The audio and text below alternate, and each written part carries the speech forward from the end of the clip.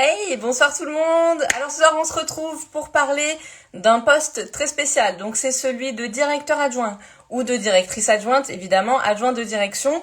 L'éducateur de jeunes enfants peut diriger un établissement d'accueil de la petite enfance ou une crèche. Aujourd'hui, on va parler de ce poste un peu bizarre. Alors est-ce que c'est un super poste ou alors est-ce que c'est une grosse arnaque?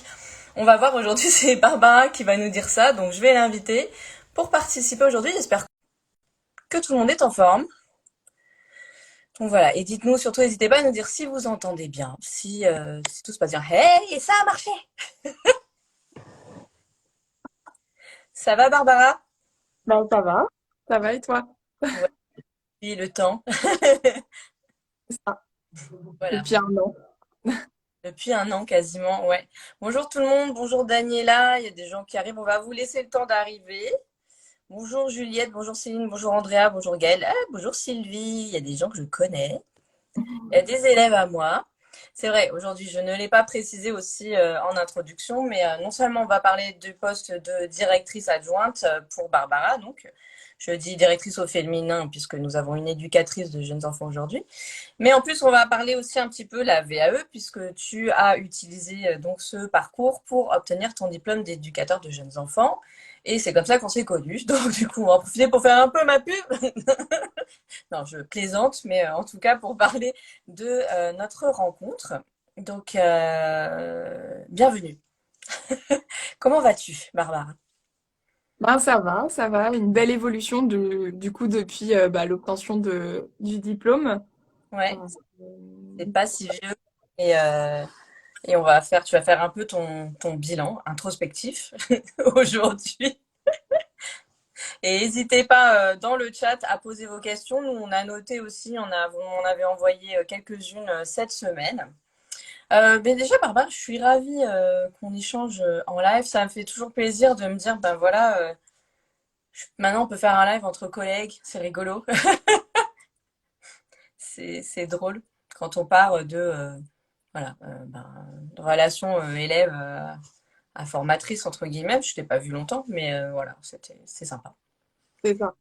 Une belle Ouais. rencontre du coup et du coup un accompagnement qui a finalisé sur l'obtention du diplôme et sur une évolution professionnelle également. On passe en péripéties. Je me rappelle qu'il y avait eu un petit truc au niveau de l'envoi des livrets d'eux. Il n'y avait pas eu un truc où C'est t'avais, ça. Je t'avais, crois que j'avais oublié de mettre l'adresse tout simplement ou alors mon numéro de candidat. je sais plus, tu m'avais envoyé un truc et il a fallu que je t'envoie un mail super vite avec je sais plus quoi. Et je crois que c'était l'adresse qui avait changé entre-temps, Ouais, c'est ça. L'adresse de l'ASP qui avait changé, c'est vrai. Ah, la galère. l'angoisse au dernier moment. C'est clair. Bah, du coup, on va commencer par retracer un petit peu ton parcours.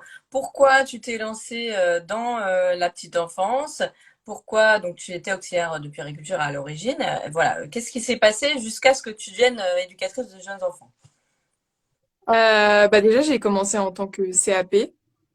Ouais, J'ai commencé à faire. Alors, au début, je m'étais pas du tout orientée vraiment dans la petite enfance, mais du coup, le service à la personne. J'avais fait un BEP sanitaire et social à l'époque.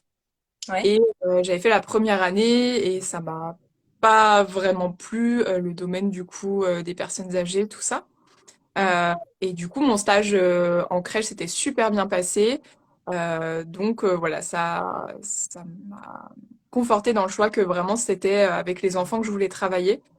Euh, et du coup, j'ai arrêté mon BEP sur la première année et j'ai ma crèche où je faisais mon stage qui m'a proposé un apprentissage pour le CAP petite enfance. Du coup, je me suis lancée là-dedans. Ils m'ont trouvé l'école, donc très sympa. En Euh, apprentissage, c'est-à-dire, c'est quoi la différence? Avec l'apprentissage, Ouais. Enfin, je sais pas, moi, je vois pas trop. Parce que toi, t'avais quel âge à ce moment-là? Parce que moi, je l'avais passé en candidat libre, mais j'étais trop vieille pour aller au lycée. j'avais 16 ans, du Ah coup. oui, Ouais, voilà. Ok. 16 ans. Et du coup, c'était la continuité des stages, mais du coup, d'être vraiment dans le monde du travail, parce que du coup, c'était vraiment l'apprentissage. J'étais vraiment compris dans l'effectif. Et du coup, j'avais déjà ce projet d'être éducatrice de jeunes enfants. Mais voilà, j'avais pas obtenu le baccalauréat, donc impossible pour moi d'acquérir ce diplôme directement. Mm. Euh, et donc du coup, j'ai fait mon CAP qui s'est très bien passé. Du coup, la directrice du multi-accueil connaissait mon diplôme, donc elle était mon projet, pardon. Elle était éducatrice de jeunes enfants, donc elle m'a vraiment formée sur ce côté observation des enfants, en réunion d'équipe sur bah, du coup la réflexion de pourquoi on faisait les choses comme ça, tout simplement. Donc c'est vrai qu'à 16 ans, on n'a pas du tout conscience de tout ça et du coup, ça a été très formateur. Donc du coup, j'ai continué sur mes 2 ans d'apprentissage qui se sont très très bien passés, où j'ai pu suivre les enfants, une très belle évolution. Donc j'étais très contente de ce poste en tout cas. T'es resté longtemps là-bas avec ton CAP? Je suis restée 2 ans d'apprentissage et à la fin de mon apprentissage, il n'y avait pas de place pour moi. Mais du coup, je suis partie, donc c'était la même association et je suis partie travailler sur une crèche itinérante. D'accord, ok. Donc du coup, j'ai fait un an sur la crèche itinérante avec mon CAP petite enfance. La crèche itinérante, on n'en a jamais parlé. J'arrive pas à trouver de JE qui travaille en crèche itinérante. Je lance un appel. Voilà. Si tu veux, JE, tu veux faire un live et que tu as une halte garderie itinérante ou une crèche itinérante ou quelque chose d'itinérant, contacte-moi. Et puis bah du coup après ça, c'était un CDD, donc j'ai terminé mon CDD et du coup je suis partie sur des ouvertures de micro crèches. D'accord. Euh, Très intéressant parce que du coup bah on est complètement autonome parce que du coup c'était des référentes techniques et c'était sur plusieurs micro crèches. Donc vraiment cette autonomie de pouvoir monter les projets qu'on souhaite, mais du coup ben, en équipe et ben, voilà, de pouvoir prendre en autonomie sur ces choses-là, la relation avec les parents, tout ça. Donc ça a Mm. été encore plus formateur. Et ensuite ça a été racheté par un grand groupe où j'étais pas en accord avec les valeurs de ce groupe. Du coup j'ai décidé de partir et ma référente technique ouvrait sa propre micro-crèche. Donc du coup je l'ai suivi dans son projet. Et c'est à ce moment-là où du coup j'ai souhaité passer ma VAE d'auxiliaire de puériculture dans un premier temps pour avoir un tremplin professionnellement, euh, pour acquérir de l'expérience pour ensuite me diriger vers l'éducatrice. Pourquoi t'es passé par la VAE d'auxiliaire du coup et pas le concours? Ben pour moi, je me sentais pas encore complètement prête, je pense sur bah, l'écriture d'un dossier. Enfin, j'avais entendu que voilà, la période d'éducatrice n'était pas facile Ouais. euh, et que du coup, ben, ça fait un moment que j'étais sortie du système scolaire. Donc, réécrire un dossier, des choses comme ça, c'était pas, voilà, j'avais pas les compétences, j'avais pas les missions aussi qui me permettaient du coup de pouvoir écrire ce dossier-là. Le Donc, dossier de Dieu? de VAE oui, de GE. Non, ce que je voulais dire, c'était pourquoi tu as fait auxiliaire puériculture par la VAE et non pas auxiliaire de puériculture par la voie Par le classique. passé. Bah parce que du coup, pour moi, c'était plus un tremplin c'était pas vraiment le diplôme que je souhaitais faire, vraiment. D'accord. Euh, pour le coup, je l'ai loupé la première fois parce que j'étais vraiment pas dans le truc. Hmm. Et du coup, c'était vraiment ce côté plus écriture d'un dossier et de réflexion, du coup. Ouais. Et pas tout le côté auxiliaire, voilà, de l'école où on peut aller en stage à l'hôpital ou des choses comme ça qui ne m'intéressaient pas du tout. D'accord. Ok. Et donc, du coup, tu as eu ton diplôme facilement par la VAE d'AP. Ouais, voilà. J'ai repassé les modules 6 mois après qui me manquaient et du coup, je l'ai obtenu assez rapidement. Ok. Et donc, là, tu es auxiliaire, tu as été auxiliaire et du coup, tu as exercé combien de temps? Tu es resté sur la micro où tu étais? Bah, j'ai pas vraiment exercé en fait. J'ai dû exercer peut-être 3 mois sur cette micro-crèche et après, je suis partie à l'étranger du coup pendant un an. Ah ouais. Ah oui, ça y est, ça me revient, j'avais lu ton dossier. Mais bon, vous ne le savez pas, donc nous t'écoutons. Et du coup, ouais, je suis partie faire fille au père en Australie pendant 5 mois. Après, c'était que du voyage.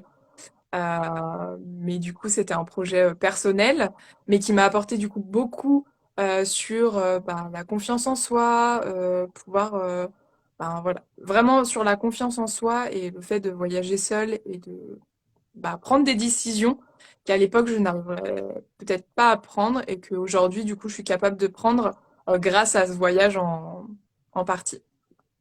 Nickel. Salut Cyril. Ben, c'est vrai que. Est-ce que tu as eu le temps, l'occasion, du coup, en Australie, d'aller voir un peu le système éducatif ou pas du tout? Ouais. Ouais? Et- Bah, du coup, le petit que j'avais, donc j'avais trois enfants et le dernier avait 3 ans et allait au kindergarten. Donc c'est pas vraiment la crèche, c'est le tremplin entre la crèche et l'école. Ouais. Euh, mais oui, c'est complètement différent au niveau de l'aménagement de l'espace, des transmissions également. Enfin, je me rappelle d'une anecdote. Je récupère le petit avec une bosse et Ouais. je vais signer. En fait, c'était un schéma d'un enfant. Et du coup, ils entouraient l'endroit où l'enfant s'était fait mal, avec une signature du coup de représentant légal qui venait chercher l'enfant. D'accord, ok. C'était comme quand on a un accident de voiture Exactement. et puis il faut faire un, un petit schéma. Non? D'accord, ok. Je vois. Et donc, tu es partie 1 an? 6 mois? Alors, j'ai fait 5 mois en tant que fille au père, du coup. Et après, du coup, c'était du voyage dans le Ok. monde. Et t'es revenue. Mais non, une Et voiture. après, L'enfant. je suis revenue Effectivement. sur Paris, du coup. Ouais. Et donc, sur Paris. Et sur Paris, du coup, bah, j'étais pas de Paris, donc je cherchais un poste sur Paris. J'ai eu plusieurs opportunités et du coup, on m'a proposé une ouverture d'une crèche de 100 berceaux. Ouais, ok. Avec Et, combien? du coup, ben, c'était assez impressionnant parce que j'avais travaillé en micro-crèche sur mes derniers postes. Ah oui, là, Euh, ça doit, ça doit faire, ça doit dépayser, non? et puis, j'avais aucune notion de bah, comment allait être la crèche parce que du coup, elle était en construction au moment du recrutement. Donc, j'avais aucune conscience du nombre d'enfants dans les sections. C'était vraiment l'inconnu. Ouais, Et du coup, je me suis laissée tenter parce que bah, ils proposaient des logements sur Paris, donc bah, c'était quand même un avantage de pouvoir venir sur Paris et d'avoir un logement pas trop cher. Du coup, j'ai accepté le poste et du coup, j'ai fait bah, le poste d'auxiliaire de puériculture sur la section des bébés dans un premier temps. ok. Nous avons Juliette qui nous dit qu'elle est auxiliaire en puériculture en cours de VE-EJE. Le dossier est envoyé aujourd'hui. Bravo Juliette, félicitations. Tu peux enfin souffler. J'ai hâte d'être à l'oral et en même temps, gros stress. Merci pour ces lives. Ben, de rien. Et puis, tu as besoin d'aide pour l'oral. Je suis là. Écoute, Petit coup de pub. Non, mais j'adore. J'aime bien accompagner pour l'oral. J'aime bien rencontrer les gens, vous savez. Donc, voilà. Je suis elle est curieuse. top en tout cas. Voilà. Merci. Et donc, la suite. Donc la suite, du coup, ben, je suis arrivée du coup au mois de septembre, au mois de septembre 2019 sur cette crèche. Et du coup, à mon retour de voyage, je me sentais complètement prête à entamer ce parcours de VAE d'éducatrice de jeunes enfants. Ouais, C'est important pour moi, voilà, de faire un travail sur moi-même avant d'entamer cette VAE, parce que c'est beaucoup de remise en question et que ça demande un gros effort personnel. oui. Puis tu avais le soutien de ta direction, si je me souviens bien. Oui, Yes. exactement. Qui m'a du coup, bah, quand à l'entretien d'embauche, j'en ai parlé tout de suite. Hmm. Et que du coup, elle m'a dit qu'il n'y avait aucun problème. Donc sur le coup, c'était voilà des mots, hein, il n'y avait rien qui était sur le papier.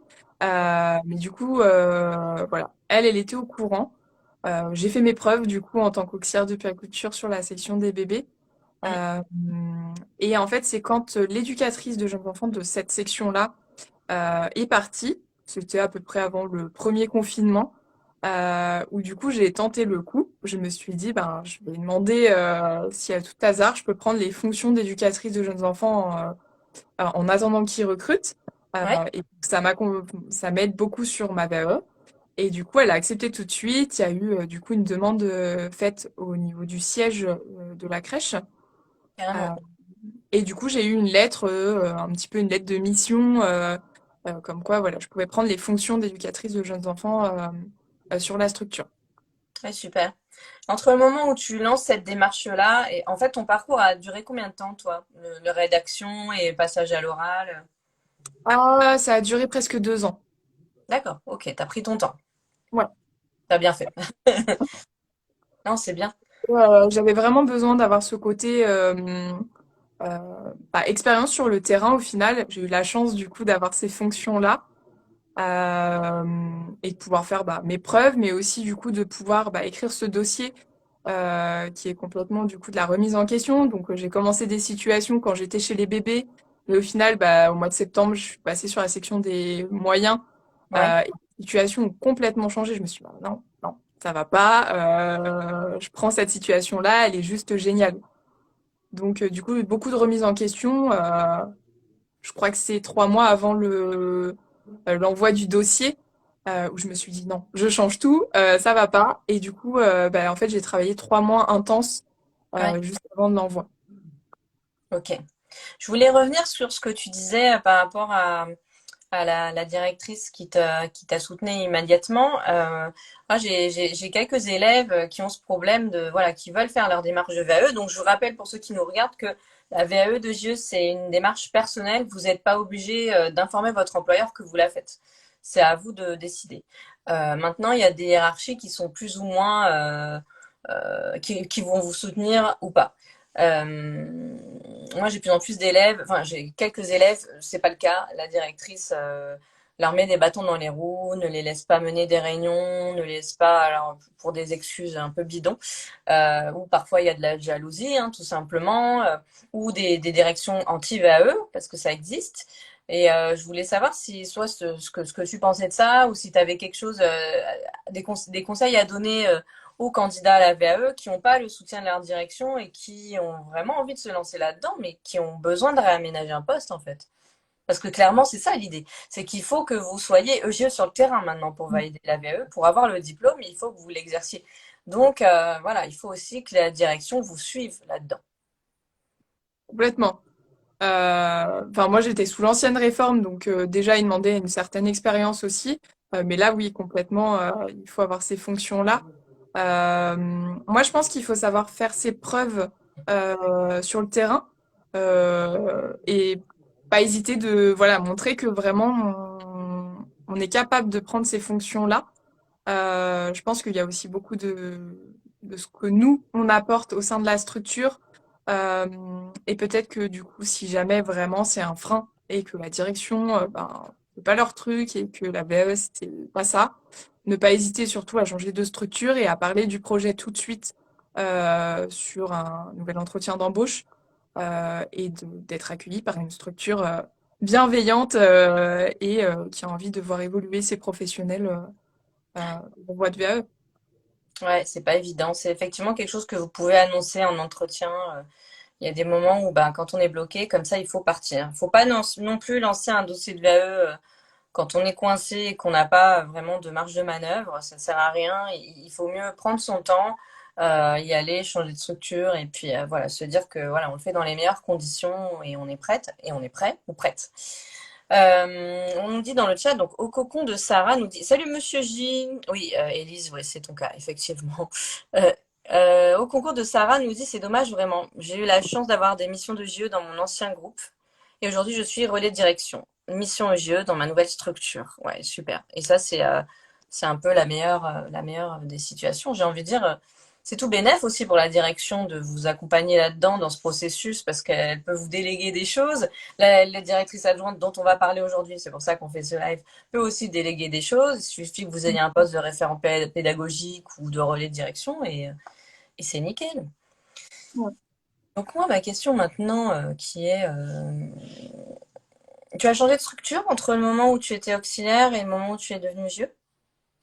Non, Non, ouais, septembre 2019, j'ai entamé du coup le parcours VAE.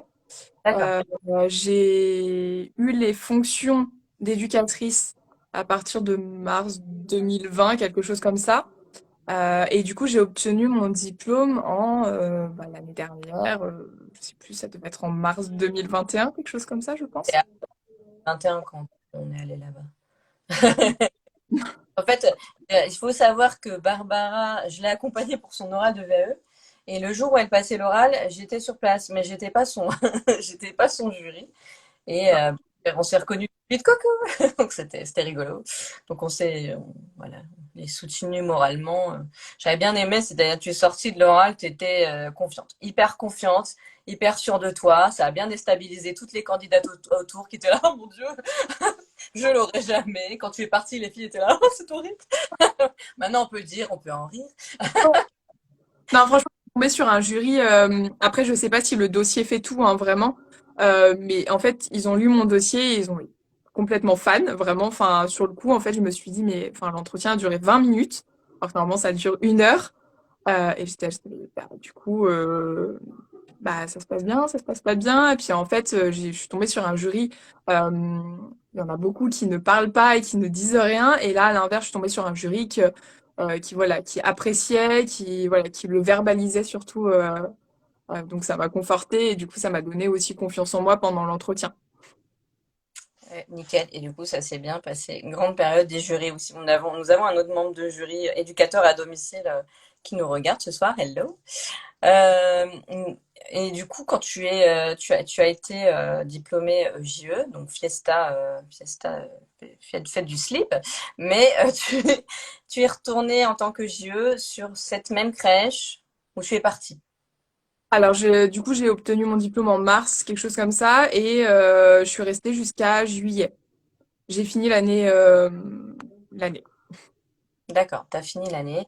Et c'était prévu. Pourquoi? Comment ça s'est passé cette passation, quand tu en passes d'un diplôme à un autre? Salut, je suis auxiliaire puériculture.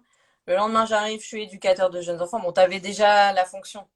Mais est-ce il s'est passé quelque chose au niveau de l'équipe, par exemple, au niveau de la considération, le regard qu'ils ou elles avaient sur toi, etc.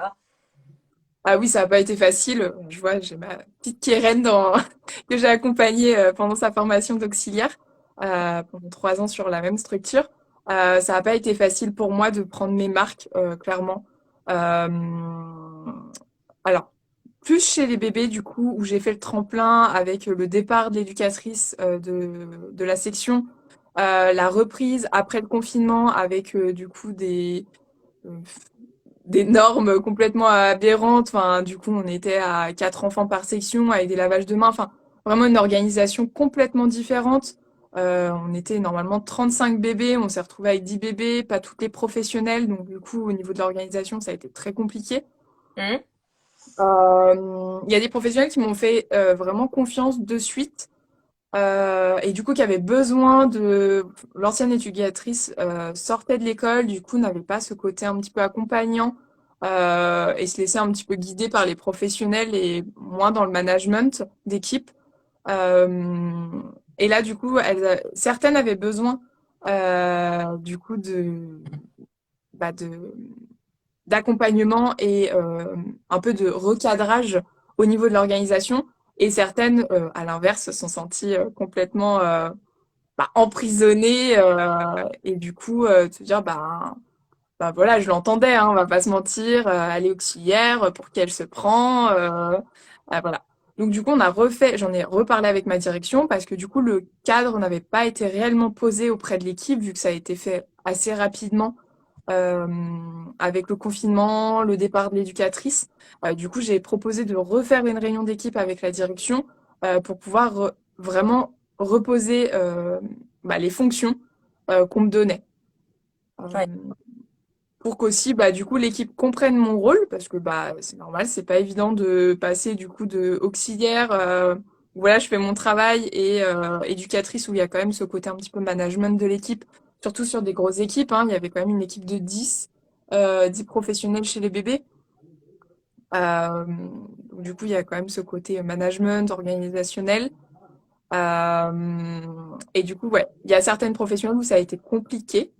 Mais je pense que c'est aussi le côté, moi ça a été dur au début, mais après coup, je me suis dit, d'un côté, c'est normal et on doit faire nos preuves aussi pour montrer que du coup, elles peuvent avoir confiance en nous et qu'on est aussi à leur écoute et que si on met des choses en place, c'est pas contre elles, mais qu'il y en a besoin et que du coup, on est ouverte à la discussion pour faire évoluer les choses. Exactement. Rester professionnel avant tout, non pas tomber dans voilà, le Dans personnel. le collectif, au final, de dire bah moi je suis éducatrice et du coup je dirige la section quoi. Ah bah ça, c'est un positionnement ouais, faut ajuster un peu. Alors, il y a Erwan, du coup, qui est donc éducateur à domicile, qui nous dit: Hier, j'ai eu une puéricultrice qui passait sa VAE et du XP. Non, c'est fou. Je me demande à quoi. Ouais, c'est fou, parce que là, enfin, moi, en même temps, ouais. Ah, j'aurais trop aimé être là, avoir cet échange et tout. Il faudra qu'on en parle. Il y a, alors, il y a. Non, désolé, mais ton pseudo, je ne sais pas. Va alors songer à mettre quelques voyelles, qui nous dit meilleure collègue, ma Barbara, et une super éduque, magnifique évolution, un vrai modèle. De CAP à EJE, c'est pire, ouais, c'est vrai. J'ai des élèves qui ont eu le diplôme qui était agent petite enfance, et c'est vrai que c'est encore pire. Absatra qui nous dit faut-il absolument que le livret porte sur l'expérience actuelle ou peut-on parler d'autres expériences antérieures? Non, une expérience, c'est un lieu d'exercice, donc tu peux en faire plusieurs. Mais il faut que ce soit frais quand même, pas que ça date de Salem. Et donc, la puéricultrice en question bossait en accueil mère-enfant à Dicto. Ah, purée, trop bien. Ok.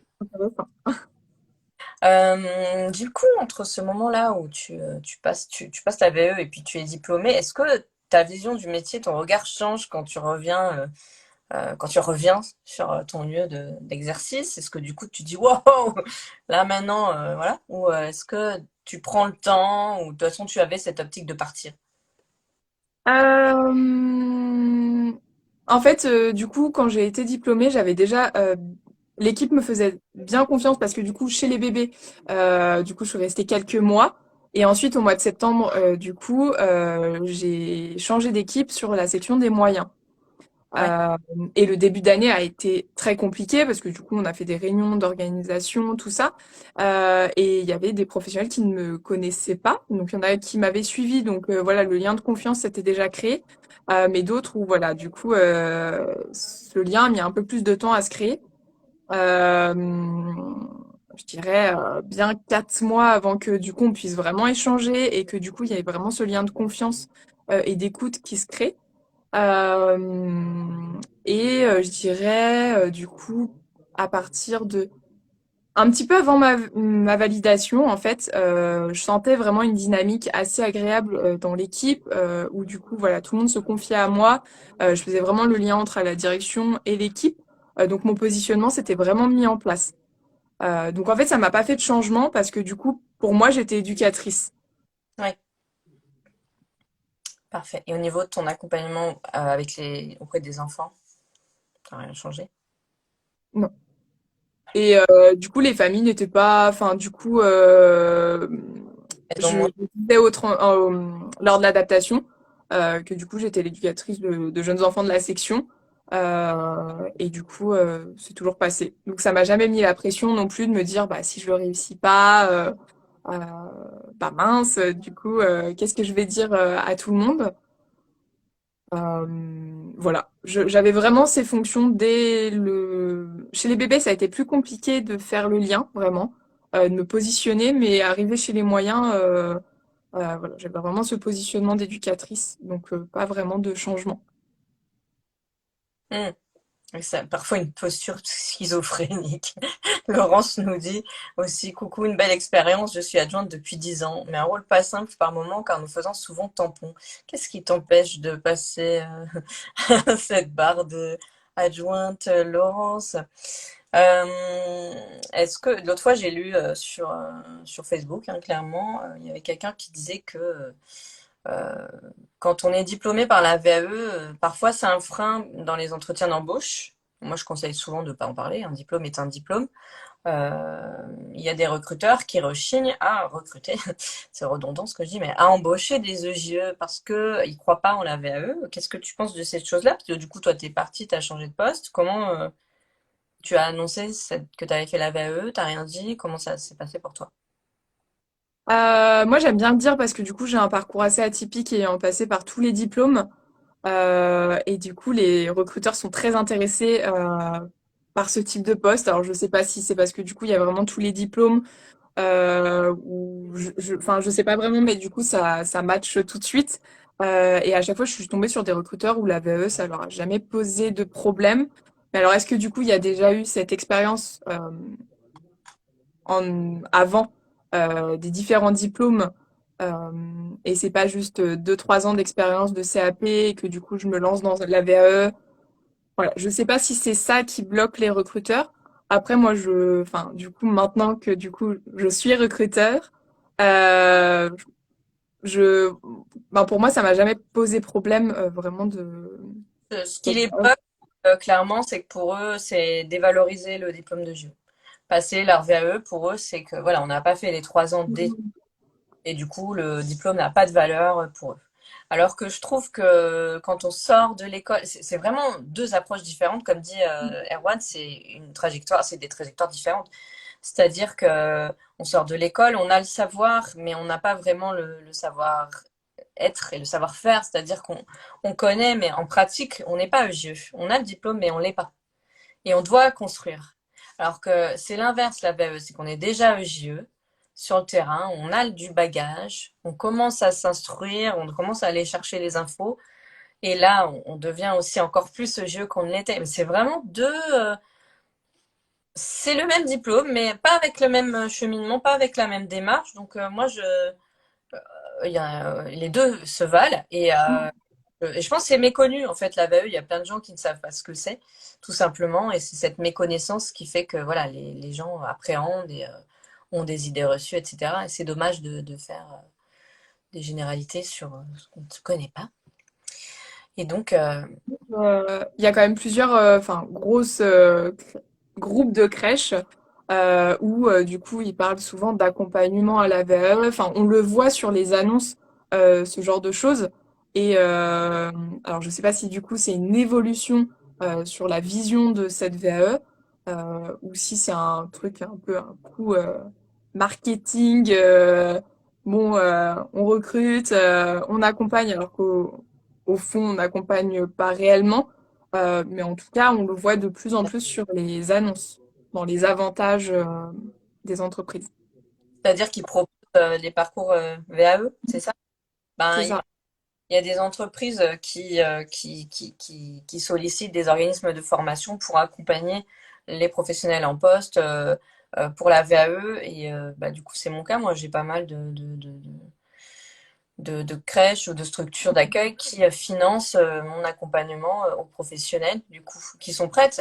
Parfois, des fois, il y a un engagement derrière qui est d'un an, ou ça peut être demandé ou pas, mais ça peut, voilà, c'est aussi un gage que la personne reste engagée auprès d'eux. Ça peut arriver. Après, il y a des voyous en VAE, des coquins qui pensent avoir facilement un diplôme. Ah oui, il y a des erreurs hein, quand on reçoit. Bah, c'est ça. Et Arwan, je sais pas ce que tu en penses, mais il n'y a pas de validation du livret. Tout le monde passe à l'oral et c'est ça aussi l'erreur qui se passe pour la VAE. C'est que je pense qu'il devrait y avoir aussi plus d'explications aux candidats et une sorte de sélection avant de pouvoir passer l'oral. C'est pas obligatoire de dire qu'on a été accompagné, je le déconseille d'ailleurs. Oui, oui, bah ça. C'est pas utile, c'est pour soi, chacun fait comme il. Donc, tu pars sur un poste de directrice adjointe. Ensuite, d'où cette envie t'est venue? En fait, je voulais changer de structure parce que, enfin, voilà, il y a eu un gros changement au niveau de la direction, tout ça, et je me retrouvais pas dans les valeurs de la direction qui restait. Hmm. Donc, je préférais voler de mes propres ailes.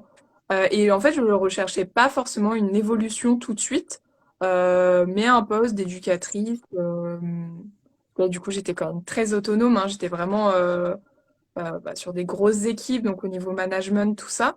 Je cherchais un tremplin, en fait, entre, du coup, éducatrice de terrain, avoir plus de temps de détachement pour pouvoir travailler sur tous les projets, euh, voilà, et puis peut-être un petit peu d'administratif aussi pour vraiment un tremplin. Du coup, je suis partie j'ai trouvé un poste.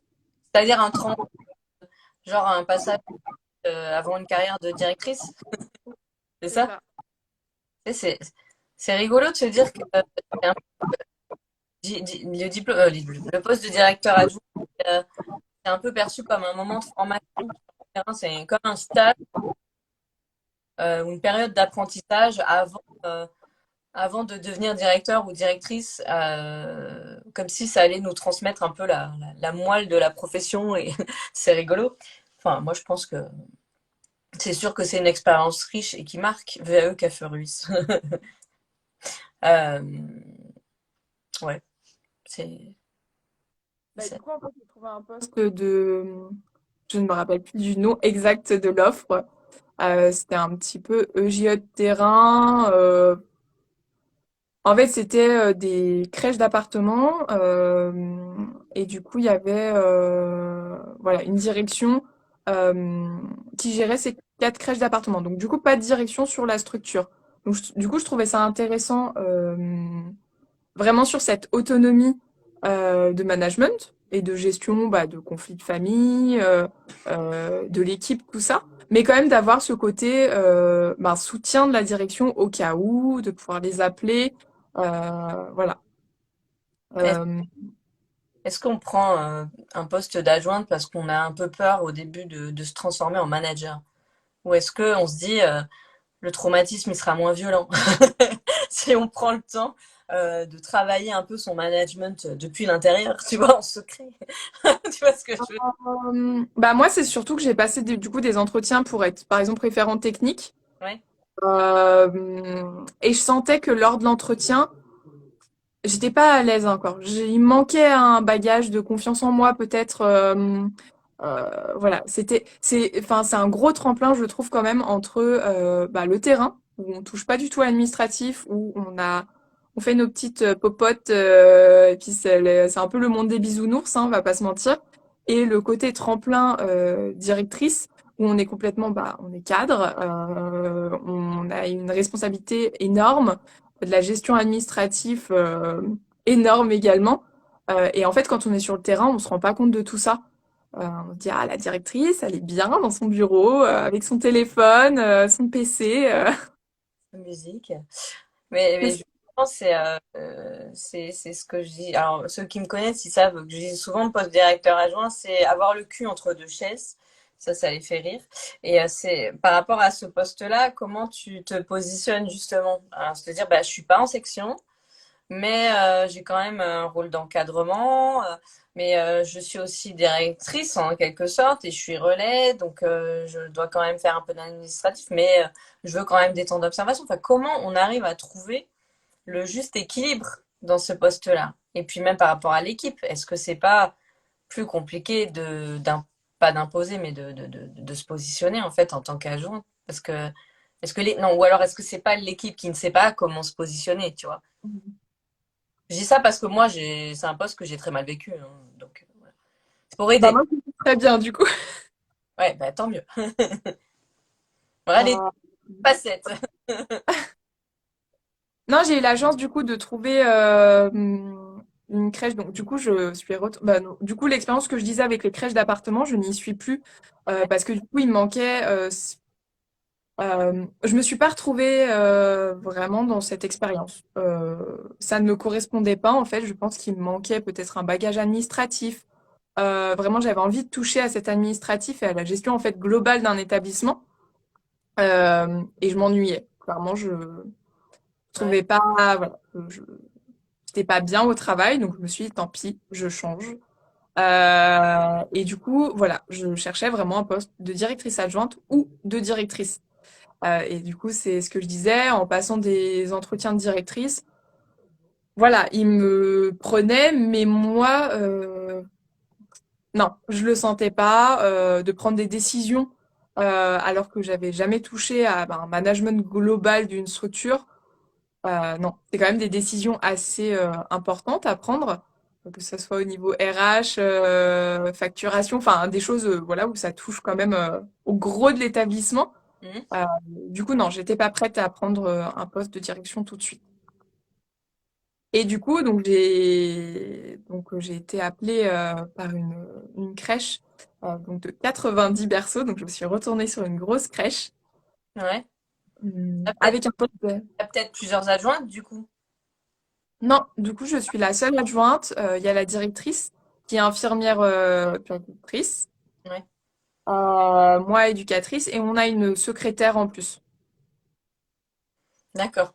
Ah oui, ouais. euh, Ah, qui gère plus le côté RH. Après, voilà, on s'est dispatché un petit peu les tâches.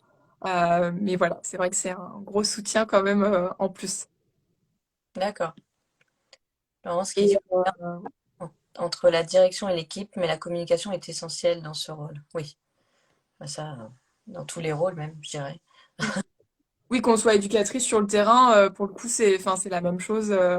La communication, elle est importante parce que souvent, bah, il y a des petites réunions d'éducatrices de terrain avec la direction. Puis, bah, du coup, on attend aussi que bah, l'éducatrice de terrain fasse la communication et que, bah, du coup, tout se dise et tout se dise dans la bienveillance. Du coup, comment tu vois ton quoi qui te booste, c'est quoi qui te plaît le plus? Qu'est-ce que tu retiens de ça? Euh, Dans mon poste actuel, hein.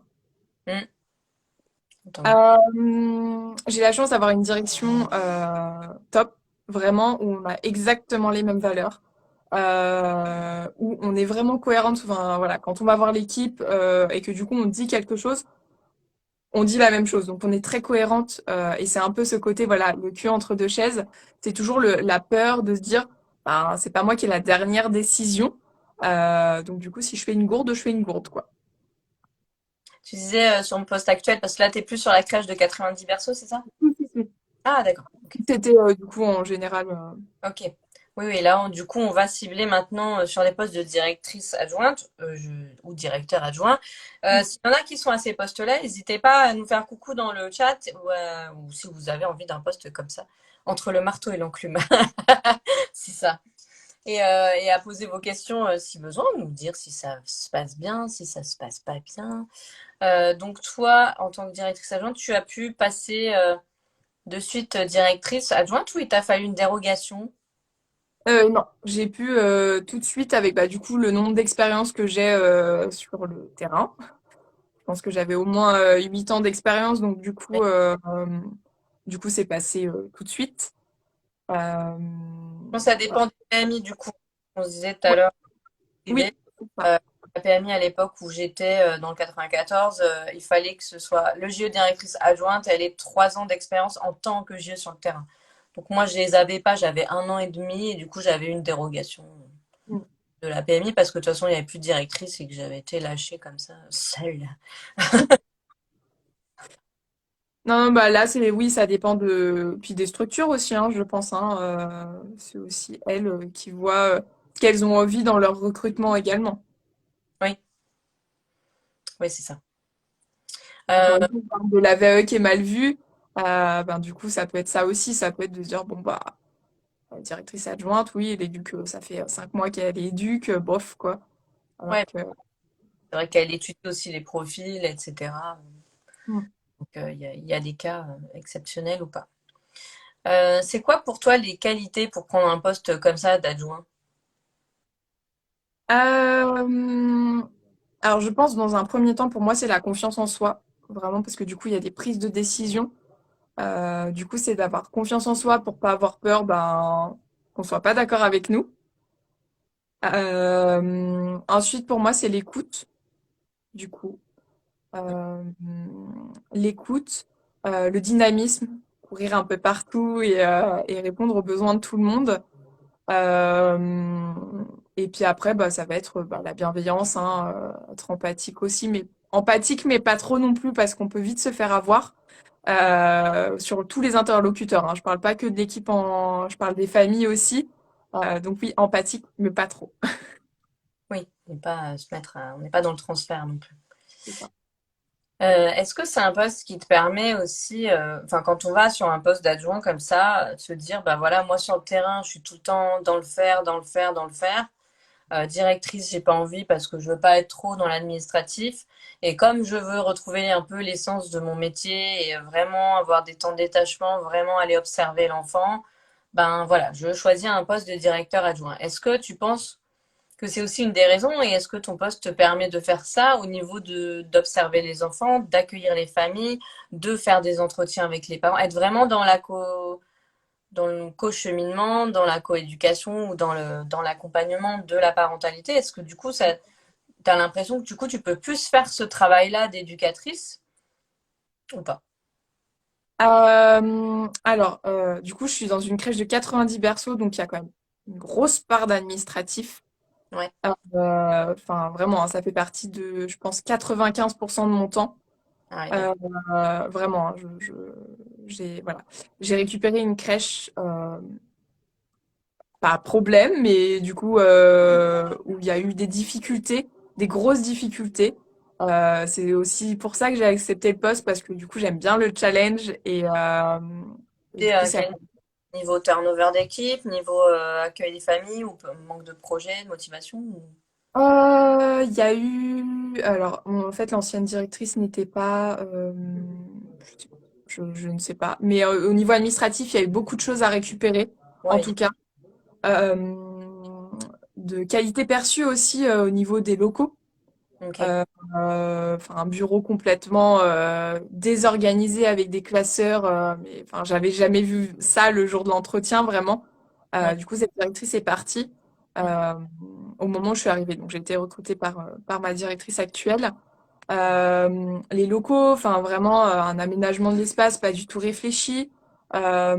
Beaucoup d'absence de professionnels et énormément d'absence. Je pense qu'aussi le changement de direction a été compliqué bah, pour l'équipe. Mm. Euh, que forcément on a dû faire des changements parce que ce n'était pas équitable au niveau des plannings. Chacune faisait un petit peu comme elle voulait, donc enfin du coup il y avait des professionnels qui se retrouvaient à faire que des soirs et puis chaque vendredi c'était les mêmes qui avaient les matins. Enfin des choses pas du tout acceptables, surtout dans une grosse structure comme ça avec quand même on a 24 pros sur le terrain. Ouais. Euh, donc voilà. Un Du coup, il y a eu changement, un changement de direction, ça implique toujours des départs de professionnels parce qu'après, on rentre dans une nouvelle dynamique, il y a un cadre qui se modifie et donc ça crée vraiment une toute autre dynamique. Donc il y a forcément des départs, des arrivées, des turnovers. Ça, c'est tout à fait normal, en tout cas. Et ouais, du coup, après, donc, il y a 95% de l'administratif. Après, ce que j'apprécie beaucoup, oui, en effet, c'est le côté avec les familles. De recevoir les familles, du coup, alors, des fois, c'est pas tout le temps évident parce que, du coup, vu que je passe peu de temps sur le terrain, même si je les ai beaucoup accompagnés sur la réorganisation, sachant qu'il n'y a qu'une éducatrice sur la crèche, sur le terrain. Mhm. Euh, donc, du coup, c'est compliqué sur Euh, certaines sections. sur 24, alors. Pour 90 ans, il y a une JO sur le terrain. Ouais, manque de recrutement. Mais où êtes-vous, les OGE? Mais ouais, donc, en plus de JO, déserte les crèches, hein, de toute façon. Donc là, on a enfin recruté une professionnelle qui a le CAP petite enfance, qui termine sa VE d'éducatrice de jeunes enfants. Donc peut-être que prochainement, Est-ce que je la connais? peut-être. Non, je ne connais pas toutes les personnes en VAE du monde. Et du coup, on espère que bah, du coup, ça va le faire pour elle. En tout cas, on a confiance en elle et, euh, et du coup, ça serait bien parce que ça nous ferait une éducatrice en plus Ouais. sur le terrain. Comme tu fais plus d'administratif du coup et moins de terrain en observation des enfants, est-ce qu'aussi auprès des professionnels, tu fais plus d'accompagnement ou vraiment? Alors, il y a 4 sections. Du coup, c'est compliqué pour moi de me détacher des temps. Je le fais quand j'ai le temps, en fait. Enfin, vraiment, quand là, je me dis, c'est bon, j'ai avancé, je suis bien au niveau administratif. Voilà, je propose des réunions ou des choses comme ça. Euh, voilà, moi, c'est encore, voilà, ça me manque un petit peu de pouvoir, bah, puis voilà, le retour des professionnels aussi, de se dire, bah, du coup, on fait pas de réunion. Oui, j'aimerais beaucoup en faire, mais avec, voilà, le manque de professionnels. Il y a toujours des imprévus, des choses qui arrivent au dernier moment, qu'il faut gérer. Euh, du coup, voilà, c'est frustrant aussi de mon côté parce que j'aimerais, voilà, hein, j'ai été éduque sur le terrain, donc j'ai envie de leur apporter plein de choses et j'ai envie de les accompagner. Par manque de temps, je le fais quand vraiment je peux ou quand, voilà, il y a eu, comme exemple, une section qui n'allait pas bien du tout quand je suis arrivée, vraiment pas bien. La priorité, c'était elles. La priorité, c'était de leur refaire une organisation, d'être à leur écoute et de pouvoir poser cette section. Donc ça y est, c'est fait. Ça a pris du temps. Mhm. Du coup, c'est de pouvoir accompagner les autres sections, mais du coup, ça prend du temps. Oui. J'imagine, mais du coup, elles sont 24 sur le terrain pour 90 enfants, une JE. Donc, est-ce que tu peux travailler en binôme avec cette JE-là? Ou ça aussi, c'est pas possible? Du coup, on a nos diplômés, donc on a les AP et l'éducatrice qui est en relais de direction. Donc du coup, on leur fait confiance parce que du coup, ben normalement, vu qu'on a un binôme de direction, on a la chance de pouvoir soit ouvrir, soit fermer. Donc il y a toujours quelqu'un de la direction. Mais le jour où on a des réunions de directeur ou qu'on est absente, voilà, il y a ce côté un petit peu de responsabilité aussi des auxiliaires de puériculture qu'on veut vraiment mettre en place. Euh, donc là, on a enfin pu poser des réunions du coup de non d'éducatrices, mais des réunions de diplômés. D'accord. Qui est une référente de section et qu'elle puisse transmettre les informations, récupérer les informations des professionnels et nous en faire part également. Donc voilà, c'est aussi les valoriser dans leur rôle. Ça valorise les diplômés, mais ça valorise pas les non-diplômés, je trouve, non? Et du coup, après, c'est aussi bah, de donner des tâches à Terme- chacune. Le terme non-diplômé. Enfin, moi, j'étais mon CAP petite enfance à l'époque. Ouais. Bah, en fait, c'est aussi la PMI hein, qui nous demande ça, hein, d'avoir des diplômés du coup d'ouverture, de fermeture. Malheureusement, on rentre dans ce côté-là. Après, les CAP ne sont pas du tout oubliés, bien sûr, hein. Elles Oui, font le travail sur le terrain. Elles nous font remonter les choses quand il y a des choses à nous faire remonter. Enfin voilà, elles sont très professionnelles aussi, hein. tout à fait d'accord avec ça. Et j'aime C'est bien. surtout d'avoir une référente de section pour faire le lien, en fait. C'est surtout ça. Oui, c'est ça. Tu as accordé des responsabilités à chacun, peu importe la formation, peu importe le parcours. Chacun met sa pierre à l'édifice, peu importe d'où il vient. Ma question, de temps en temps, quand vous voyez regarder sur le côté, c'est parce que j'ai ma liste de questions plus celles que vous m'avez posées, donc vous inquiétez pas, je n'ai pas de toc. J'ai plus avec mon ordinateur à côté. Oui, donc je voulais rebondir sur ce que disait Sarah dans le chat. DA, alors directrice adjointe, ça y est, j'ai. DA pour moi c'est dessin animé, tu vois. Donc directrice adjointe et seule JE de la crèche. C'est très prenant, mais hyper épanouissant, parfois frustrant. Les journées ne sont pas assez longues entre projets, accompagnement des familles et des équipes et observation. Et c'est pas ça qui nous manque sur le terrain, c'est le temps de tout faire parce que il y a de l'absentéisme, parce que il y a beaucoup d'enfants, parce qu'il manque du temps pour faire des réunions, il manque du temps pour observer l'enfant, pour créer de vrais projets. Et on passe à côté de tellement de choses et finalement mettre en place un projet, ça prend des plombes, je pense. C'est ça, ça prend du temps en fait. Je pense que, mais enfin, je compare aussi quand j'avais ce poste d'éducatrice sur le terrain. Pour moi, en fait, c'est la même chose parce que du coup, on manque de temps aussi, qu'on soit éducatrice de terrain ou du coup directrice adjointe. Mm. Euh, on manque de temps pour accompagner les professionnels et se dire, ah bon, là, sur un mois, c'est bon, on y est, on met en place ça. Et non, en fait, enfin, ça prend du temps. Enfin, rien que, voilà, peut-être commander du matériel ou des choses comme ça, attendre une avance de frais. Enfin, voilà, c'est pas du jour au lendemain, quoi. Mm, mm. Ouais, c'est une grosse structure là. La référence de section tourne-t-elle? Ça, En fait, on a une auxiliaire de périculture dans chaque section, sauf du coup dans la section où il y a l'éducatrice de jeunes enfants. Donc du coup, elles sont là. En fait, on fait surtout ces réunions euh, pour les former surtout si le jour où on n'est pas là.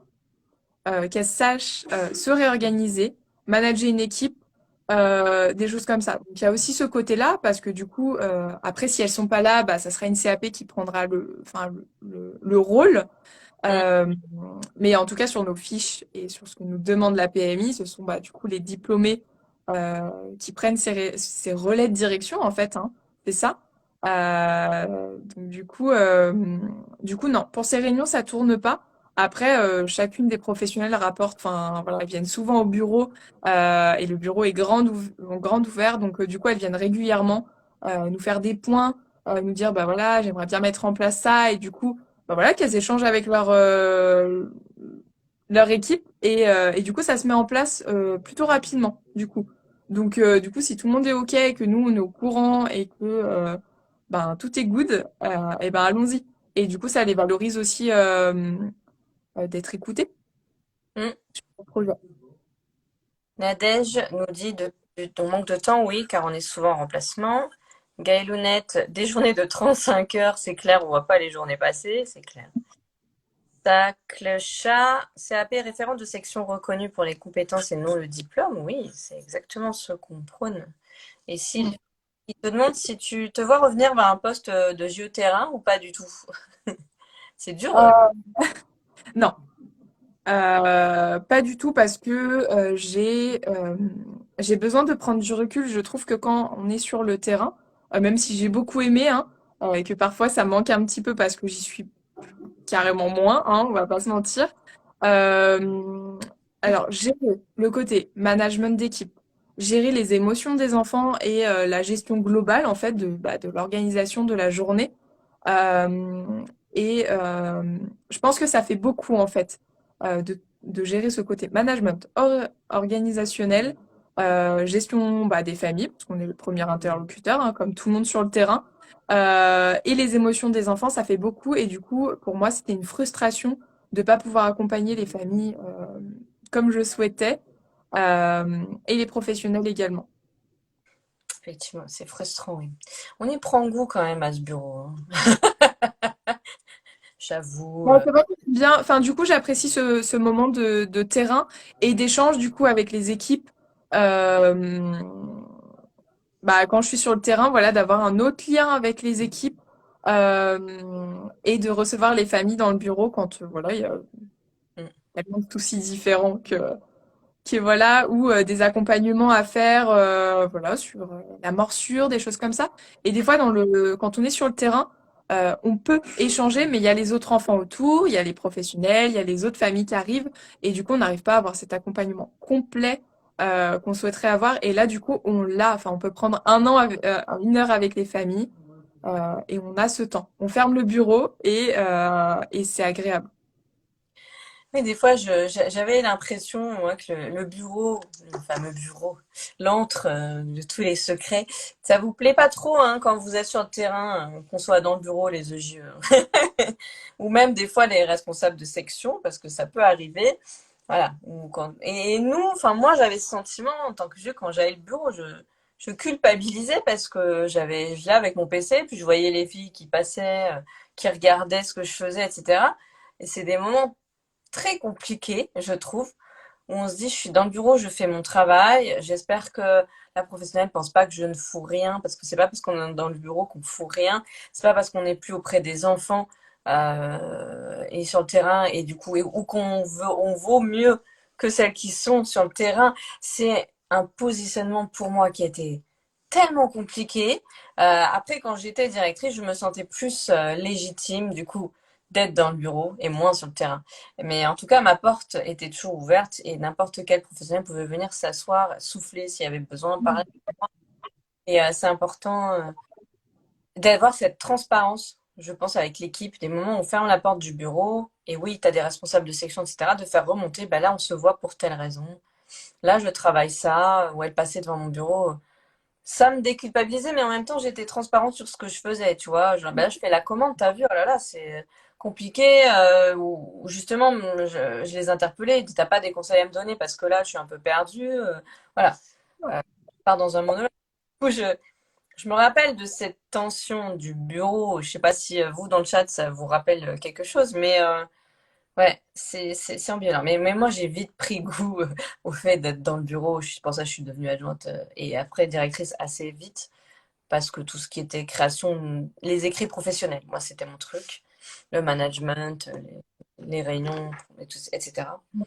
Et puis j'avais fait mon temps aussi auprès des enfants, mais le bureau, c'est un peu, c'est un objet, quoi. C'est un espace, c'est un lieu sacré qui doit être pensé par la direction. C'est comment elle l'envisage.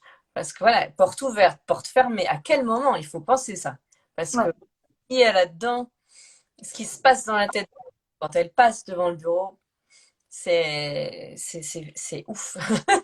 Et, euh, et ça que le chat nous dit la culpabilité, oui. Ah bah ouais. Moi, je le Je pense sens. qu'il faut être transparente avec les équipes en fait hein, sur ce qu'on fait. Enfin pour moi, enfin vraiment l'ordinateur est grand ouvert. Enfin du coup on est trois dans le bureau donc enfin, je veux dire mon ordinateur donne sur les professionnels qui passent dans le couloir et du coup que quand elles viennent, enfin il y a aucun problème pour qu'on échange sur ce qu'on est en train de faire, que je leur montre voilà comment j'imprime leur dossier si jamais elles ont besoin de traçabilité ou quelque chose comme ça.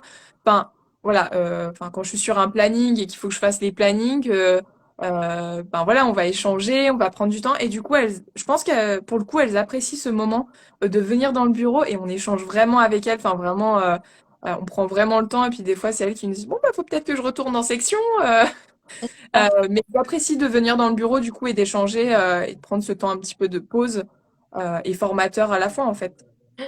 Ouais, puis moi, j'avais pris un poste après une directrice qui avait tout le temps la porte fermée. Et Gaël Hounen nous dit pareil, la porte est ouverte quand les collègues disent je ferme. Je réponds non, j'aime trop entendre vos moments de vie, de partage avec les enfants. Oui, et puis ça permet aussi d'entendre vraiment ce qui se passe, d'avoir un regard extérieur quand elles ont la tête dans le guidon, en se disant ah bah tiens, là j'entends quelque chose, je vais peut-être reprendre ou valoriser un Mm. truc que j'ai entendu. Complètement d'accord, Marion est complètement d'accord. Je disais oui, et j'avais repris le poste d'une directrice qui était toujours porte fermée.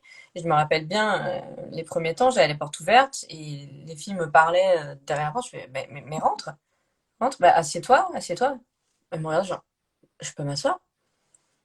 Oui. Enfin, et des fois, ça les surprenait et du coup, ça me permettait de créer du lien. Mais je comprends pas comment une directrice, et je pense qu'il y en a plein qui vont dire, oh, Jean, la mienne est comme ça, se dit, voilà, du haut de son fief, tu vois, je suis dans mon château, je ferme la porte, c'est genre chasse gardée, et je vous prends de haut, je vous regarde là en bas les petits, et vous travaillez, et moi je suis dans mon bureau, quoi. Et j'avais plein de collègues qui faisaient ça, et ça allait droit dans le mur hein, au niveau turnover, absentéisme, etc. Et ouais, c'est une façon de considérer l'autre aussi, c'est comment on aménage ce coin-là, quoi, et comment on les invite à entrer. Ouais. Ouvrir la porte, ça veut dire plein de choses, ouvrir la porte. Et même pour les familles au final, hein. Enfin, du coup, de voir cette porte ouverte. Enfin, moi, tous les jours, je leur répète, la porte est grande ouverte et n'hésitez pas. Et que ça soit les parents, les professionnels, enfin vraiment, rentrer. Enfin, il y a rien à cacher dans ce bureau. Au contraire, il y a la pharmacie de secours. Enfin, des choses importantes. Et c'est important que tout le monde sache où trouver les informations qu'elles ont besoin. Et avant, du coup, l'ancienne directrice nous fermait le bureau à clé. Oui, entre midi et deux, fermer le bureau à clé, super. Ouais, il y en a plein qui faisaient ça. Mais oui, les enfants, ils voient la porte ouverte le matin, ils passent, ils courent dans ton bureau, ils viennent te voir, hé, coco! Et du coup, bah, c'est l'enfant qui vient. Le parent va dire, ah, excusez-le, ou machin, bah non, entrez. Et là, ça ouvre une discussion aussi avec la directrice. Tu crées quand même du lien avec l'enfant, même si t'es pas avec lui sur le terrain tout le temps. Et si l'enfant, il dit, ok, il rentre, c'est que le parent peut rentrer, clairement. Et c'est aussi une façon de se servir de lui. Non, pour atteindre un but. Non, mais c'est ça, moi ça transpérait plein de trucs. Hein. Moi j'avais des enfants qui venaient, qui regardaient. Tu fais quoi? C'est un ordinateur? Ils venaient, ils me débloquaient, ils me déverrouillaient mon téléphone qui était sur le bureau. Ok, nous allons mettre un code. Donc c'est sympa, c'est des moments sympas. Laurence nous dit oui, c'est important la transparence. J'explique régulièrement ce que je fais au bureau. Le bureau, j'aime bien. Ça fait un peu, tu sais, le fauteuil du dans Inspecteur Gadget, enfin, tu sais, le fauteuil des grands méchants. Il y a les grands méchants avec leur chat, comme ça. Nous, on est là, grand fauteuil de méchants.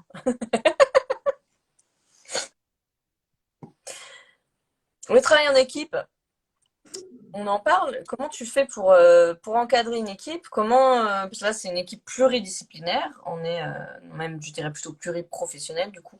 Mais voilà, comment tu travailles avec elle, du coup? Est-ce que tu veux... On parlait un peu de ça. Ou même ta journée type. Même, tiens, on n'a pas fait un point sur ta journée type. À quoi elles ressemblent tes journées, en gros, globalement? Journée type. Bah, du coup, avec la directrice, soit je suis de matin, soit je suis de soir. Hmm. Donc quand je suis d'ouverture, du coup je commence, normalement c'est 8h, mais j'aime bien commencer à 7h45 en même temps que les professionnels, bah, pour les accueillir, pour voir si tout le monde est là, euh, et voir si elles ont besoin d'aide. Nous on fonctionne sur des tablettes au niveau des transmissions, du coup il faut qu'on Mod- leur... Moderne. C'est ça. Et du coup, bah, elles sont autonomes, hein, elles ont le code, mais c'est vrai que des fois, elles aiment bien, voilà, on partage un temps. Du coup, elles prennent des photos avec les tablettes, donc du coup, elles aiment bien, bah, vous avez vu, on a fait ça hier. Donc du coup, ça permet vraiment de faire un premier échange de matin. Moi, j'aime bien, bah, du coup, on est sur des grands bâtiments, hein. J'ai 2 bâtiments, donc faut que je traverse le jardin pour aller sur le bâtiment. Donc, enfin, moi, je fais le tour de toutes les sections que j'arrive à 7h45 ou 11h. Je passe dire bonjour à tout le monde, savoir le nombre d'enfants, voilà. Donc c'est un premier contact avec les professionnels. Et après c'est check de mail. Avec de mail. Fameuse. Check de mail, répondre bah, du coup aux absences des enfants et transmettre du coup aux équipes pour qu'elles soient au courant. Bah, gérer tous les mails différents. Il y en a tellement de différents que du coup c'est très compliqué. Je pense que ça me prend bien 1h30, 2 heures, ça dépend. Le lundi matin, il y en a beaucoup plus, mais voilà, ça dépend des jours. Euh, et après, enfin, on a des newsletters, donc par exemple s'occuper de faire la newsletter, de faire les plannings pour le mois prochain, réimprimer des feuilles de traçabilité, gérer les contrats, parce qu'on a beaucoup de nouvelles familles. Enfin, du coup, je travaille pour des crèches d'entreprise, euh, donc du coup, toutes les Ah, nouveautés. sur un groupe privé. Ouais. Ok. Donc du coup, voilà, il y a beaucoup de visites de famille, beaucoup de nouvelles arrivées. Donc il y a beaucoup de contrats à refaire. Et puis après, ça va être bah, selon les dates, voilà, faire de la facturation, faire de la tableau de paye, voilà. Facturation, c'est horrible. Oh, c'est mon pire moment, ça. Je déteste les chiffres, hein, personnellement. Dani. Je préfère les mots, moi j'adore les mots, vous savez. Donc du coup, moi la facture c'était oh et heureusement j'ai une adjointe qui adorait les chiffres. J'étais oh, oh. Ah, j'ai un petit problème de téléphone. Il tombe. Euh, ouais, la facture. Ah, ça ne me manque pas. Et du coup, je suis bien contente d'être directrice adjointe pour du coup être accompagnée sur ce moment-là, parce que je suis pas encore du tout autonome. Enfin, pour moi, les chiffres me font peur. Et je trouve que du coup, c'est une grosse responsabilité au niveau de bah, la gestion globale de l'établissement, parce qu'une erreur, Ça c'est pas les chiffres qui font peur, c'est la probabilité d'erreur et les courriers que tu peux recevoir de parents. Attendez là, parce qu'il était absent tel jour et nanana et tu ressors les trucs. Oh là là, et exactement. c'est dur, c'est dur. Quand toi, tu veux juste être là pour l'enfant, pour les Ouais, familles, mais ils doivent payer. C'est embêtant. il y en a qui payent pas. Et ouais, il faut payer, c'est comme ça. Mais, ouais. Du coup, c'est beaucoup d'administratif global en fait, hein. Vérifier que bah que les commandes soient faites, que les bons de commande soient bien rentrés. Et en fait, ça prend énormément de temps du coup, parce qu'on est quand même sur les 90 familles, donc c'est vrai qu'il y a beaucoup de choses à faire. En fait, il y a tellement de choses. En fait, on se rend pas compte quand on est sur le terrain de tout ce qu'il y a à gérer administrativement en fait. Enfin, vraiment, on n'a aucune conscience de ça. Mm, Nous, on a l'impression que c'est le monstre des bisounours, on va accompagner nos professionnels, on va faire des comptes rendus de réunion, on va recevoir les familles, et puis voilà. Mais en fait, pas du tout. Alors, dis-moi, comment tu vois le métier d'éducateur de jeunes enfants? C'est quoi ta vision du métier si on parle enfin de l'enfant? On va parler peut-être un peu de l'enfant. Malheureusement, sur certains postes de directrice adjointe et directrice, on est moins dedans et pourtant l'objectif c'est le bien-être de l'enfant. C'est quoi ta vision? Comment tu vois ce métier d'éducateur de jeunes enfants? Toi, comment t'aimerais qu'il soit et de nos jours, comment? Dis-nous tout. Ben moi c'est vraiment ce côté être là psychiquement et physiquement pour les enfants. Pour moi c'est notre rôle principal vraiment tout au long de notre journée sur le terrain ou même moi quand j'y vais ponctuellement pour des remplacements ou pour accompagner les équipes. Vraiment d'être cette position au sol et je me bats au quotidien auprès des équipes mais qui est hyper importante pour ce côté enfin, d'être présent, mais pas juste d'être présent assis et puis on observe, mais être présent, voilà, si on observe une situation, de pouvoir intervenir. Euh, et je pense que du coup, la formation d'éducateurs de jeunes enfants apporte beaucoup de théories sur l'attachement, sur les neurosciences, tout ça. Et je pense que quand on passe cette VAE d'éducatrice de jeunes enfants, c'est aussi important de lire énormément pour pouvoir se renseigner sur ça, parce que du coup, ça permet aussi d'accompagner les équipes par la suite. Mais nous, en tant qu'éducateurs de jeunes enfants, bah, de nous apporter aussi un bon bagage pour accompagner les enfants sur le terrain. Parce que des fois, il y a des situations, enfin moi je me rappelle pendant ma VAE, euh, ma directrice m'avait dit, bah, tu sais pourquoi les enfants ils jettent? Pourquoi ils font ça? J'étais, bah, ils jettent parce qu'ils jettent. Et en fait, bah non, pas du tout. Enfin, du coup, il y a la loi de la pesanteur, enfin tout ça. Et du coup, c'est vrai que La permanence de ouais.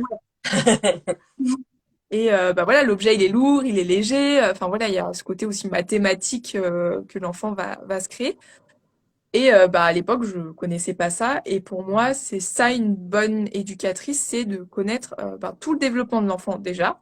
Mais je pense que tous les professionnels sur le terrain bah, le connaissent parce que bah, le développement global de l'enfant, on l'apprend. Mais plus ce côté neurosciences, quand on parle, enfin je le vois quand j'apporte des choses sur le terrain avec par exemple l'enfant qui comprend pas la négation, on me regarde avec des yeux, mais qu'est-ce qu'on me raconte et du coup, je pense que c'est ça qui est important. C'est de se renseigner et de se mettre à jour régulièrement aussi euh, sur toutes les nouveautés pour pouvoir au mieux accompagner les enfants. Parce que tous les jours, il y a des recherches et tous les jours, on en apprend. Et c'est grâce à ça qu'on accompagne au mieux les enfants. C'est quoi ta crèche idéale en termes d'accompagnement parental et de l'enfant et des pros? Ce serait quoi? Bah, un nombre suffisant de professionnels. Euh, déjà. Et puis après, c'est là, enfin, sur le groupe privé où je suis, du coup, on a un beau projet qui guide les professionnels et qui nous guide nous aussi en tant que direction et qui correspondent à mes valeurs. Donc c'est aussi pour ça que je me suis orientée vers ce groupe-là. Euh, et du coup, je pense que c'est ça. La crèche idéale, c'est d'avoir un projet réalisable. Euh, Parce que des fois, il y a des groupes, on entend, on se dit, mais ce n'est pas cohérent du tout. C'est quoi comme groupe? Ça commence par quelle lettre? On peut savoir ou pas? Et- P. LPCR ou P? et- Ah, PB? Non. Oui, c'est ça. Ah, t'es chez PB, toi. D'accord. Bah moi aussi, bientôt plus, mais. Bah, du coup, enfin, je me reconnais, et puis enfin, même quand je fais des visites de famille, par exemple, bah, pour leur montrer la crèche, euh, je suis à fond dedans, quoi. Le projet, je le connais et je sais qu'on peut faire des choses bien. Alors que j'avais passé un entretien à la Maison Bleue où on me parlait de Montessori, d'exploration libre. Et en fait, quand je leur parle de Montessori, elles me disent ah, mais en fait, Montessori, c'est un petit coin fermé avec des barrières et du coup, les enfants peuvent y aller que sur des moments précis. Bah, du coup, on n'est pas cohérent. Non, non, vous ne savez pas de quoi vous parlez. C'est ça. Il y a Aude Chéri qui demande si c'est toi qui dois annoncer les moins bonnes nouvelles à l'équipe, par exemple refus de congé, changement de planning, ou est-ce la directrice? J'ai l'impression qu'il y en a qui sont là, ah, vas-y toi. Il y en a qui font tampon, effectivement. Non, je prends cette responsabilité. Et c'est pour ça que j'ai une bonne direction et que du coup, on est vraiment cohérente dans ce qu'on dit parce que du coup, quand on dit quelque chose, enfin, du coup, elle va dire la même chose que moi. Ou à l'inverse, quand elle va dire quelque chose, moi, le lendemain, je vais dire exactement la même chose. Du coup, on a exactement les mêmes valeurs. Par exemple, enfin, je pense aux congés. Enfin, je suis au clair sur les congés et du coup, je sais que ça fonctionne comme ça et pas autrement en fait. Euh, Après, oui, changement de planning, c'est moi qui l'ai fait, donc du coup, c'est tout en moi, hein. Je cours dans la section. demain, ou changement de planning parce que du coup il y a trop d'enfants et que du coup ben faut changer un horaire et passer sur 1h30 de pause par exemple, bah c'est moi qui vais, j'annonce tout. Hmm. C'est C'est pas forcément évident, hein, c'est pas une facile tous les jours. sorte de bouclier humain, quoi. Vas-y, passe devant! Mais par contre, du coup, il y a ce lien avec la direction. Donc, par exemple, si je suis pas sûre de quelque chose, j'hésite pas, voilà, à lui dire, bah écoute, est-ce que tu penses que je dois recevoir la professionnelle? Parce que par exemple, elle peut être absente, hein, la direction, donc c'est moi qui prends ce rôle-là. Et tout bête, hein, une professionnelle qui fait une faute. Euh, Bah du coup, de me dire, est-ce que là je la reçois? Est-ce que j'attends? Est-ce que je mets un avertissement? Est-ce que je fais un CERFA? Et voilà, là, du coup, des fois, c'est un peu ce côté pas sûr de nous et de se dire on n'a pas la totale autonomie sur nos décisions. Ouais, de C'est un toute peu plus ça, la dernière décisionnaire, ça reste la direction, de toute façon. c'est ça. Moi, je me demandais, je voulais revenir sur les attentes de l'éducateur de jeunes enfants sur le nouveau référentiel. Donc, et vraiment, ce qui est centré sur le nouveau référentiel, c'est vraiment intégrer les parents à la vie de la structure. C'est les suivre, c'est soutenir la fonction parentale, enfin accompagner la fonction parentale, valoriser la fonction parentale. Et je me demande, il y a quand même beaucoup de crèches qui sont loin de ça. Moi, j'ai travaillé dans des crèches où moi-même, hein, je rédigeais le projet. Et on n'était pas là-dedans. On se disait, ben voilà, par exemple, le matin, si l'enfant, il n'a pas fini son petit déjeuner, il vient avec son pain. Ah ben non, tu peux pas le manger en section parce que les copains vont le prendre. Alors que c'est des moments où, voilà, où tu te dis, le parent, il a galéré pour venir, il a promis à l'enfant qu'il pourrait manger son pain là-bas, et etc. Mm. Et je trouve qu'on met encore trop de barrières pour vraiment accepter le parent qui a un droit de regard pardon, sur le projet, qui puisse venir avec des objets de chez lui s'il y a besoin. Euh, c'est encore trop fermé, trop carré, trop institutionnalisé. Il y a même encore des familles qui n'ont pas le droit de rentrer dans les structures. Enfin, je trouve ça aberrant de nos jours. Et alors qu'en fait, il suffit de suivre le parent et de suivre l'enfant, surtout pour se dire que ça va se passer, ça va rouler et ça va vraiment aider la famille en fait. Et ça se trouve, son pain, il va le laisser, il va partir jouer, tu vois. Euh, je trouve ça dur en tant que parent de pas, enfin, que ce soit aussi fermé, aussi cadré, aussi. Enfin, ouais, je sais pas ce que tu en penses, mais moi je. Bah, moi, je pense Ouais. que c'est notre côté éduc qui fait ça parce que du coup, je travaille avec une infirmière donc qui est très axée sur les protocoles. Et en fait, je me dis, moi, si je prends la direction d'une crèche, tout ce qui est protocolaire, bah, des fois, je l'oublie en fait. Enfin, c'est vrai que, voilà, par exemple, on parle du gâteau. Euh, Enfin, moi, par exemple, j'ai beaucoup de PAI, d'intolérance alimentaire ou même des allergies aux œufs ou, enfin voilà, un enfant qui rentre dans la section, c'est complètement dangereux pour les autres enfants. Euh, Ouais, je vois, et du coup, il y a ce côté où nous, on aimerait que du coup, il y ait ce...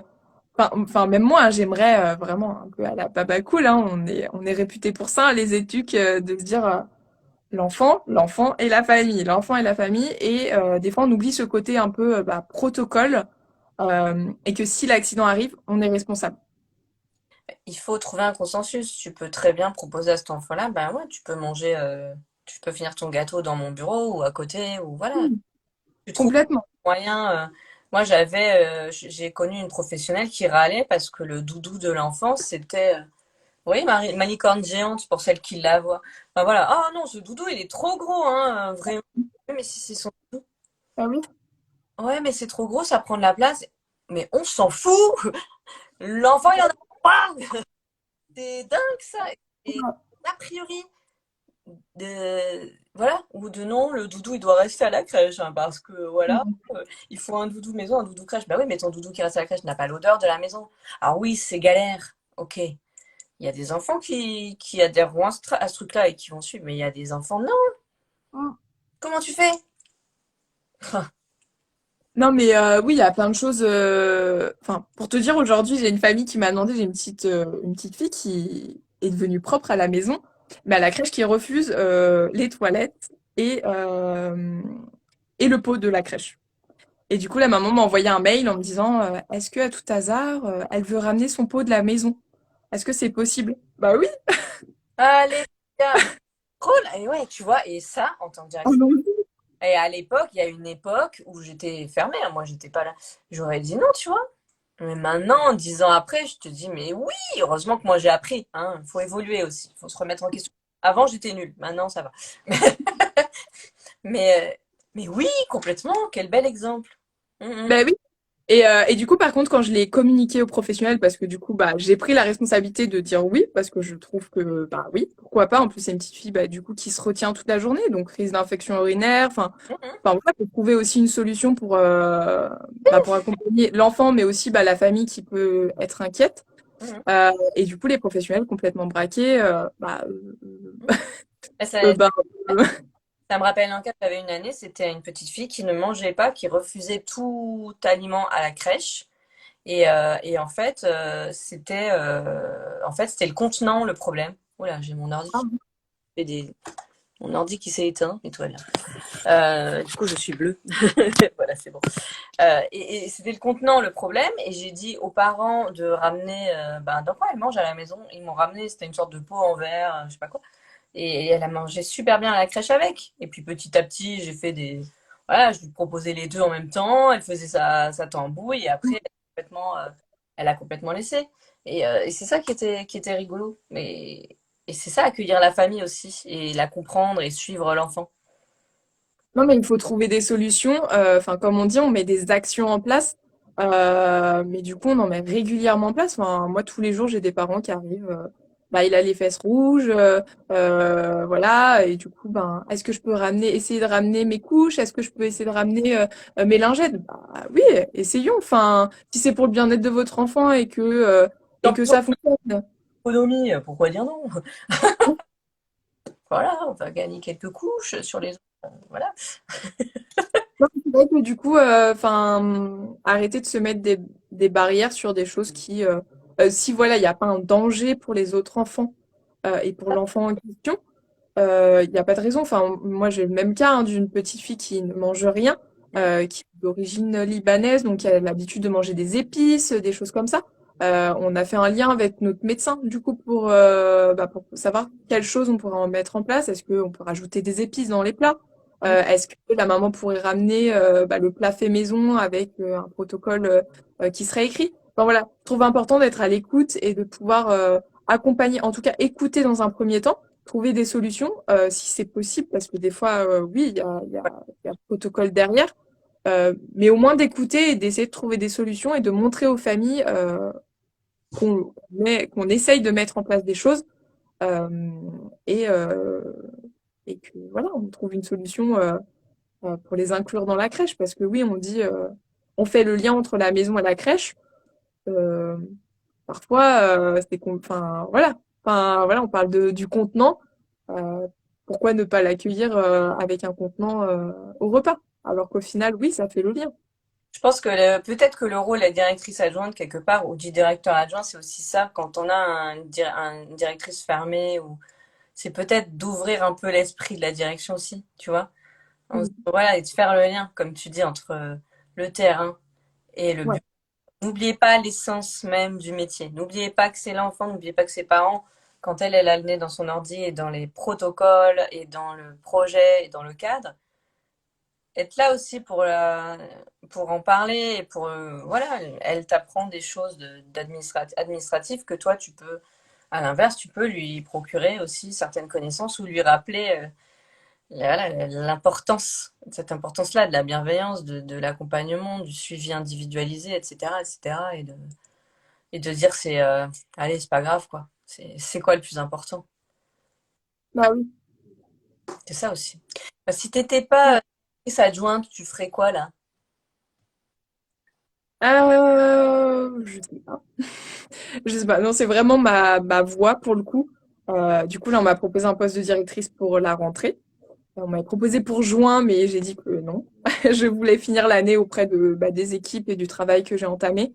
Mais que du coup, au mois de septembre, pourquoi pas passer sur un poste de directrice. Mais non, je me vois pas, enfin, je me vois pas faire autre chose. Vraiment, pour le moment, j'aime vraiment cet accompagnement des équipes, des familles Euh, bon, l'administratif est très intéressant parce que du coup, on voit vraiment cette gestion globale en fait d'un établissement qu'on se rend pas compte sur le terrain et du coup, c'est très très intéressant parce que du coup, ça nous permet aussi d'être un peu plus autonome sur ce qu'on veut mettre en place sur la structure et de te dire et qu'on se disait mais pourquoi ma directrice elle me dit non pour cette commande-là bah ouais, de comprendre qu'il y a un budget à respecter. Tu vois les grilles budgétaires et tu dis, oh mon Dieu. Ah oui, effectivement. C'était pas pour m'embêter finalement. J'en ai plein qui m'ont fait ça. Ça. Exactement. Non, du coup, je me vois pas faire autre chose. Ou alors, ça serait un travail avec de l'humain, peut-être, je sais pas moi, directeur ou manager, je sais pas moi, dans un supermarché, imaginons, mais de vraiment pouvoir accompagner les équipes en fait. Hmm. C'est vraiment ça qui me tient à cœur. Et de pouvoir conseiller par exemple des clients ou des choses comme ça. D'accord. Euh, mais vraiment, j'aime bien ce côté conseil et accompagnement. Ok. Et pourquoi pas formatrice par la suite, je ne sais pas. Donc toi, Barbara, ton compte, c'est Passion Enfance. À travers ce compte Instagram, tu as envie de faire quoi en fait? De partager quel type de publication? C'est quoi ton but? Alors au début, je l'avais orienté plutôt vers les familles, mais je me suis rendu compte que ça intéressait beaucoup plus les professionnels au final. Hmm. Donc c'est vraiment de pouvoir mettre des articles un petit peu très courts, euh, un petit récap en fait des choses du quotidien. Voilà, qu'est-ce que la verbalisation positive? Et que ça fasse un petit rappel. Bim! Ah oui, ok. Ok, bah peut-être que je l'utilise moins sur le terrain. Ok, bon bah du coup, je vais peut-être faire plus attention et que vraiment ça soit des récaps flash euh, pour que ça fasse écho sur les pratiques. Nickel. J'espère que j'ai hâte de voir la suite des aventures du compte. Et puis, n'hésite pas à nous donner de tes nouvelles si tu prends un poste de directrice. Est-ce que je Ouais, fais un live sur le poste de directrice? J'en ai parlé ouais, avec Rita. Ouais, je crois qu'avec Rita, on avait fait ça. il me Je me semble que rappelle ouais. plus, hein, c'est wouh! Je sais plus où j'en suis, hein, moi. Faudrait que je fasse. Donc, prochainement, on aura un live sur le jeu en MAM, en maison des d'assistants maternels. Donc, ça va être cool. Et puis, il y a encore pas mal de projets à venir. Est-ce que tu as une dernière chose à ajouter? Là, nous sommes là depuis 1 heure et demie.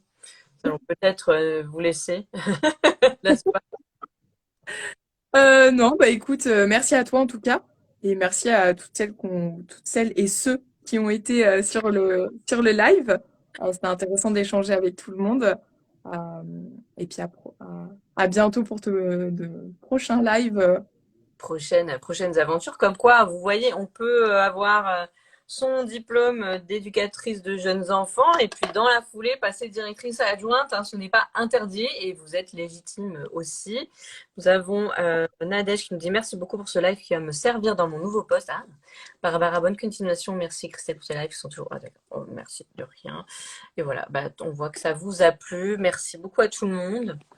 Merci beaucoup Barbara. Ravie de t'avoir revue de ce côté-là.